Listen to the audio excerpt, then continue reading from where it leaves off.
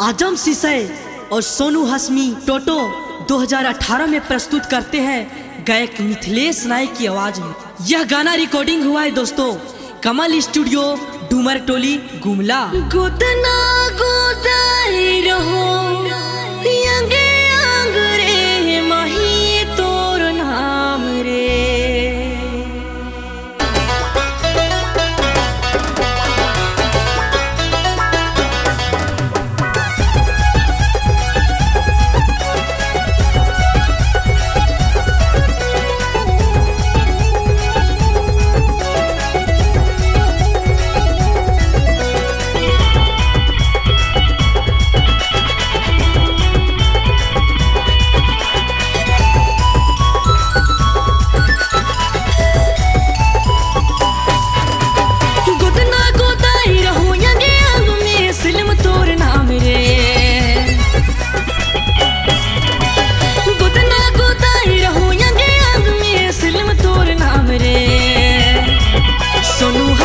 कर किस्मत में ना रहे इसलिए हाथ कर लाकिर में ना रहे मोर संगे तोर नाम से ले जुदा हो गिले।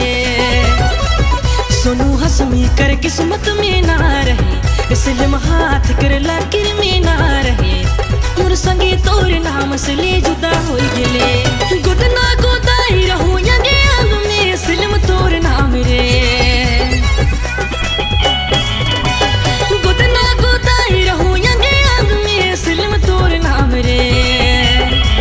सोनू हसमी कर किस्मत में ना रहे इसलिए हाथ कर लाकिर में ना रहे मोर संगे तोर नाम से ले जुदा हो गिले।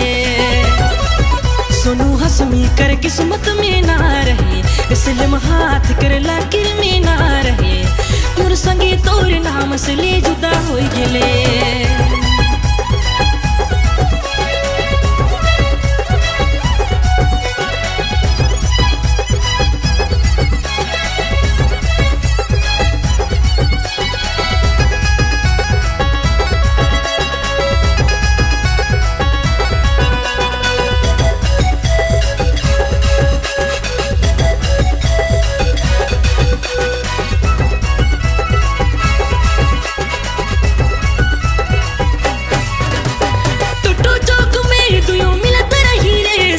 के भुला गेले मोर सोना दिल में आग लगा के रे माही कहाँ चल गेले।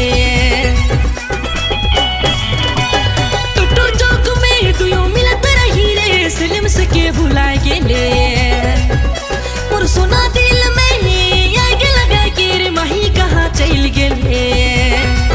सोनू हसमी कर किस्मत में ना रहे इसलिए हाथ कर लाकिर में ना रहे मोर संगे तोर नाम से ले जुदा हो गिले। सोनू हसमी कर किस्मत में ना रहे इसलिए हाथ कर लाकिर में ना रहे मोर संगे तोर नाम से ले जुदा हो गिले।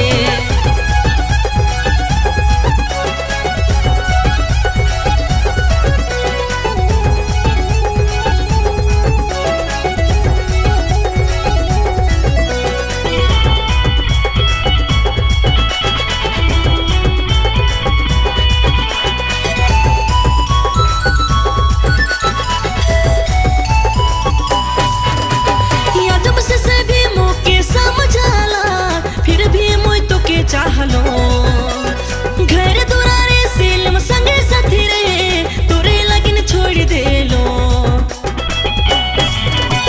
या जब से सभी मौके समझाला फिर भी मोय तो के चाहलो घर दुरारे सिलम संगे साथी रहे तोरे लगिन छोड़ देलो। सोनू हसमी कर किस्मत में ना रहे इसलिए हाथ कर लाकिर में ना रहे मोर संगे तोर नाम से ले जुदा हो गिले।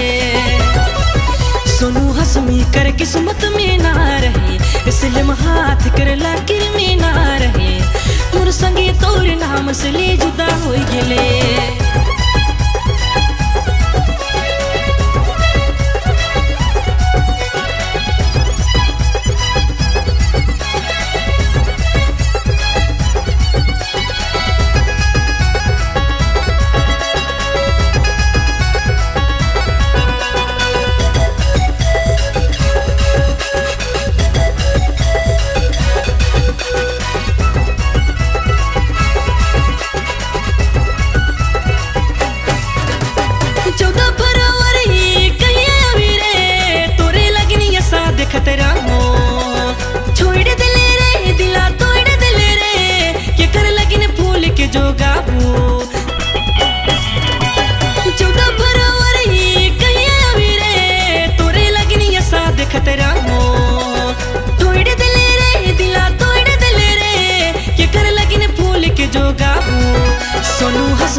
किस्मत में ना रहे, इसलिए हाथ कर लाकिर में ना रहे, मोर संगे तोरे नाम से ले जुदा हो गिले।